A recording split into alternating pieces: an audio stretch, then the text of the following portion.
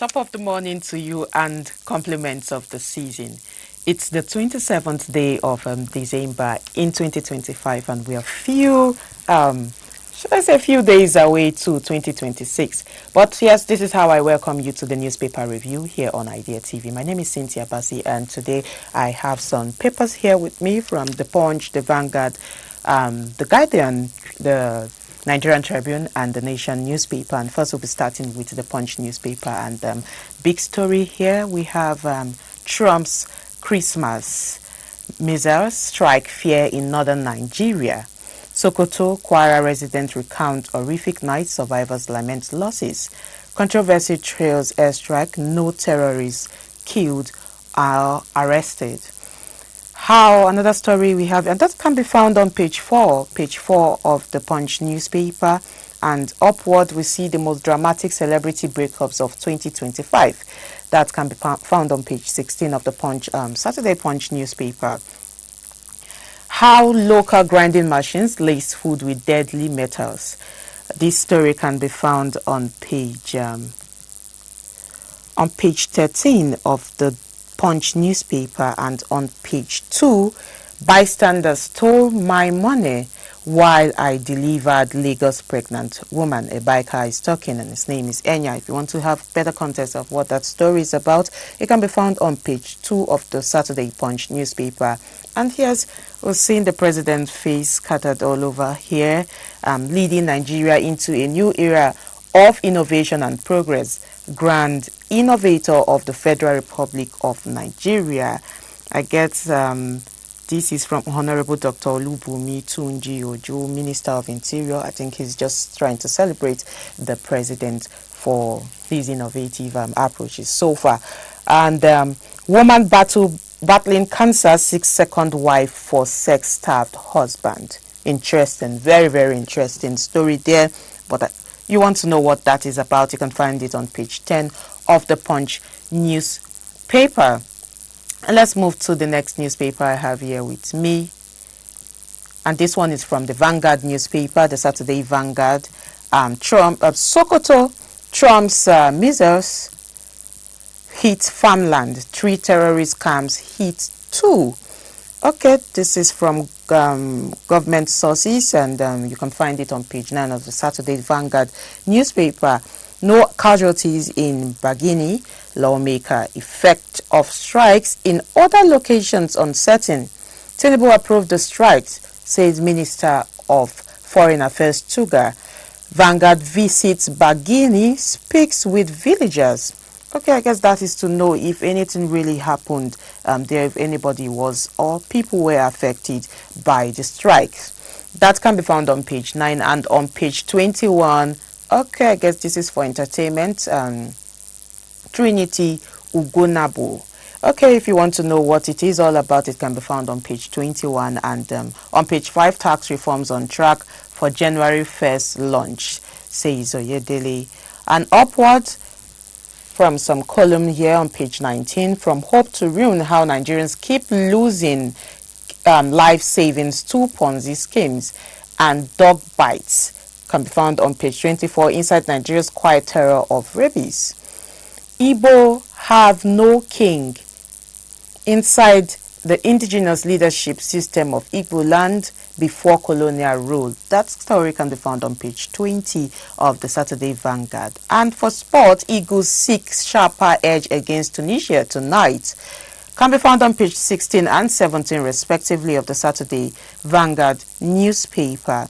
And I think that's the much from the Saturday's Vanguard newspaper front pages. Let's see what the next newspaper have for us. And this is from the Guardian newspaper. Okay, alleged Christian genocide, the biggest story here. At last, Trump struck. Can be found on page 2 of the Guardian newspaper. And on page 2, Maduguri bombing. Shatima assures end to violence as northern senators condole with victims. Okay. Explosion rocks Kwara, 5 injured, 4 buildings damaged. This can be found on page 3. And still on page 3, PDP faction inaugurates caretaker committee in Oyo. And still on page 3 as well, Africa's future positive outlook will be shaped by leaders with competence and character.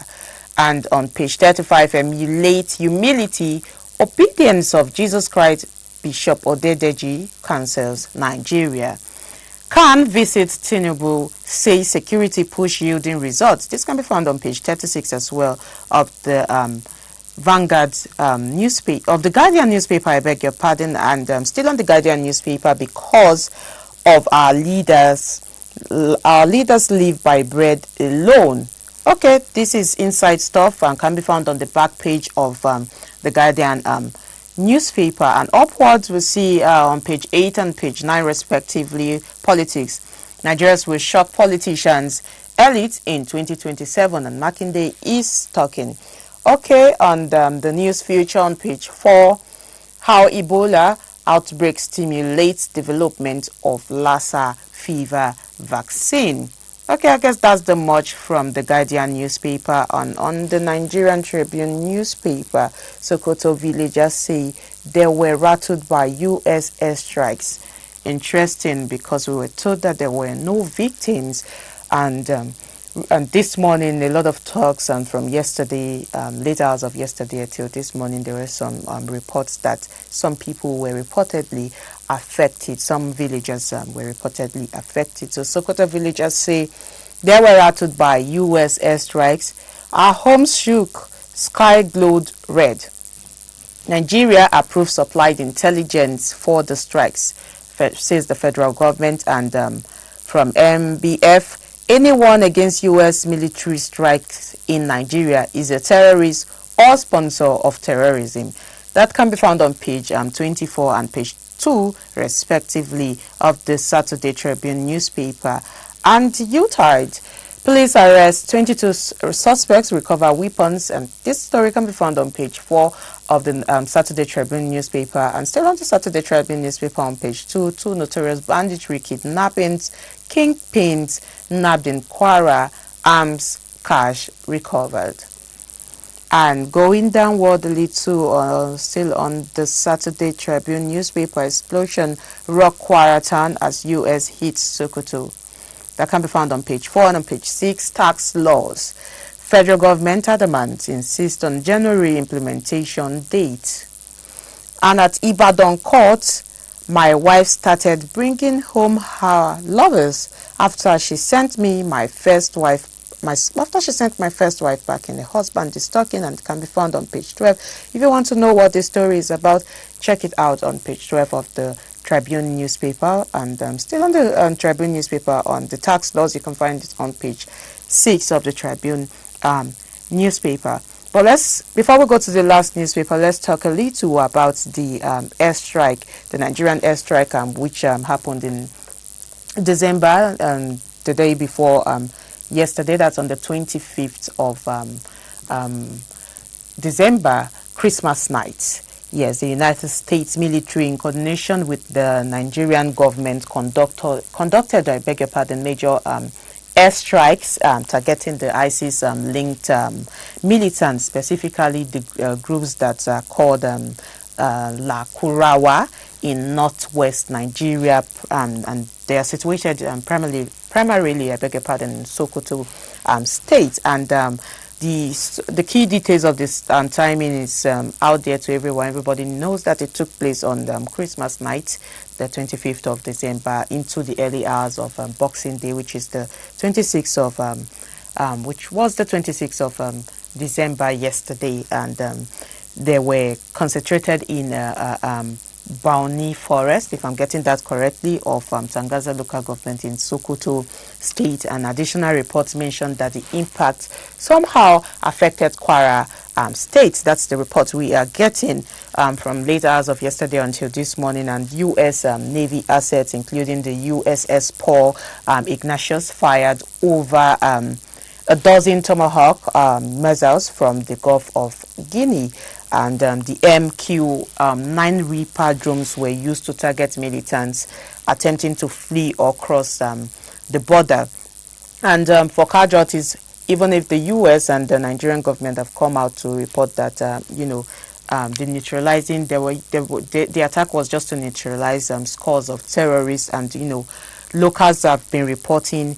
I've been reporting a lot of things that are indicating mixed results from what the U.S. government and the Nigerian government are saying, that there were no casualties after the strike, but we're getting different reports. In Jabo, we heard that farmlands have been destroyed, and and in Ofa, that's in Kwara State, buildings were damaged, and 5 civilians also were reportedly wounded. And also we understand that the president of the United States of America, that's Donald Trump, stated that the strikes were just a response to the vicious killing of Christians in Nigeria, and he's framing the intervention as a mission to protect religious freedom, according to him. And the Nigerian government is still responding to that, and their response is characterized by the mission as a joint operation based on intelligence sharing, especially from the Nigerian Defense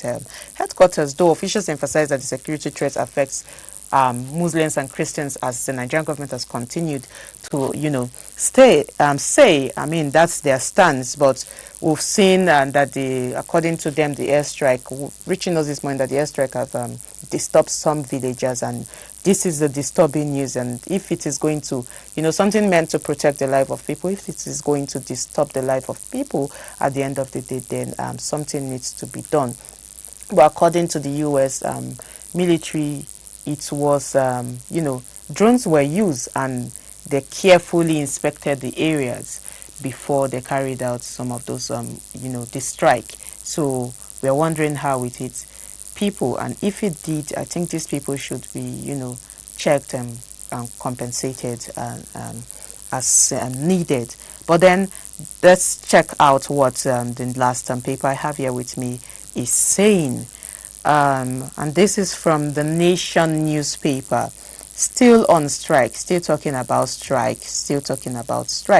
More strikes await terrorists as details of Sokoto attack unfolded. This can be found on, a lot of stories here on page 4 and 5. Federal government, Sokoto bombed because its assembly staging grounds for ISIS. 16 Tomahawk missiles unleashed in airstrike. And the skies turned red, say villagers of moment missiles hit. Missile debris, not bombs, fell at Jabo and Ofa. I think that's the justification for, the reports that we've been getting, that some farmlands were destroyed in Jabo, in Sokoto State, and in Ofa, in Kwara. Reports are coming out that there were not, the missiles did not hit their farmland or hit this place is mentioned, but debris of the missiles was what fell in Jabo and Ofa. And then Sokoto government foreign relations experts orders hail operation. Interesting. Now, all of these stories can be found on page 4 and page 5. I think this is the biggest story, not just in Nigeria currently. I think this is the biggest story in the world as we speak. We want to see how this story unfolds, and we hope it unfolds in a better light, because this is one for safety, this is one for security, this is one for protection of citizens, and not just citizens of Nigeria, of the world. And and we have more stories up here. New tax laws. Still talking about tax. We know we've been talking about tax lately. Still talking about tax. New tax laws take effect January 1st. Federal government insists.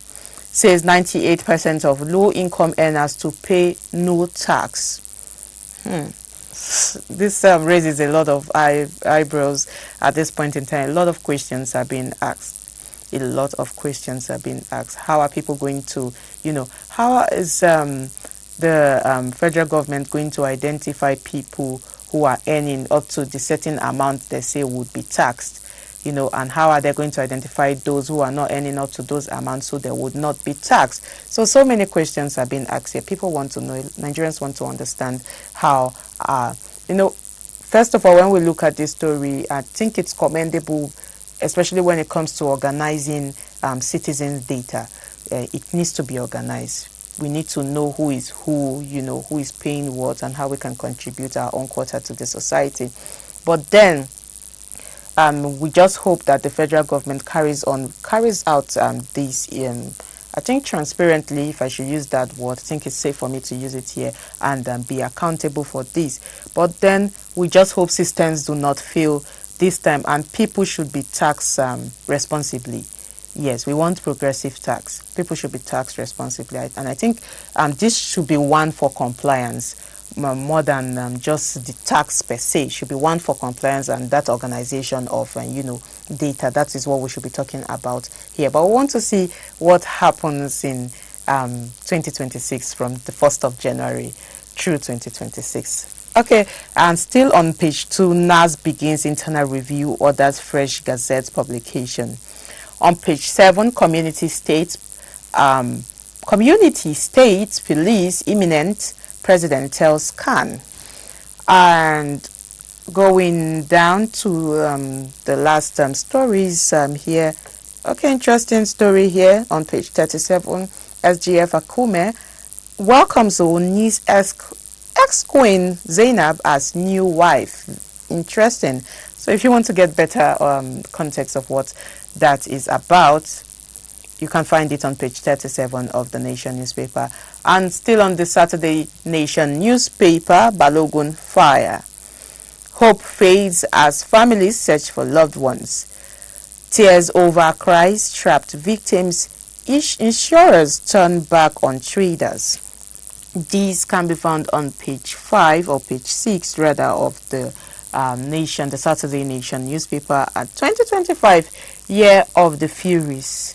Okay, do you agree that 2025 is Year of the Furies? Okay, this story can be found on page 13 and page 27 respectively.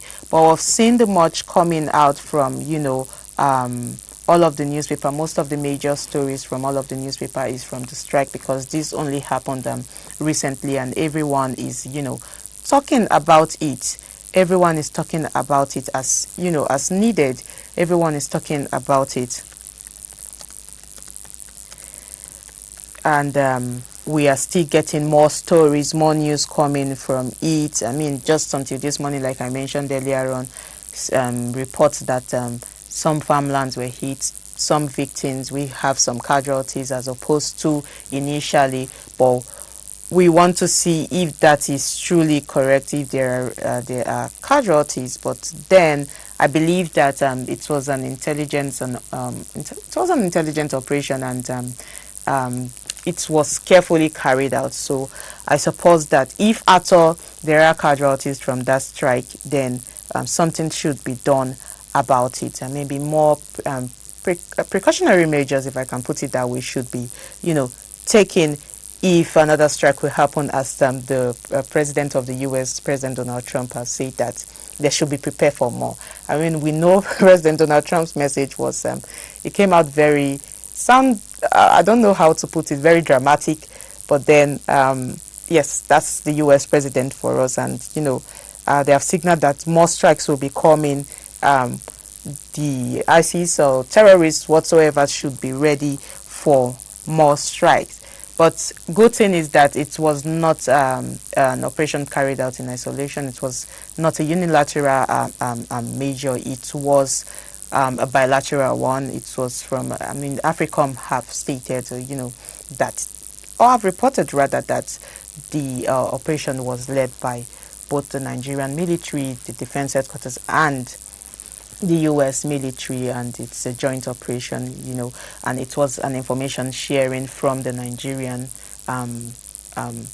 military to the US military. So, okay, we just, if at all there were casualties, from all of these reports we have been getting,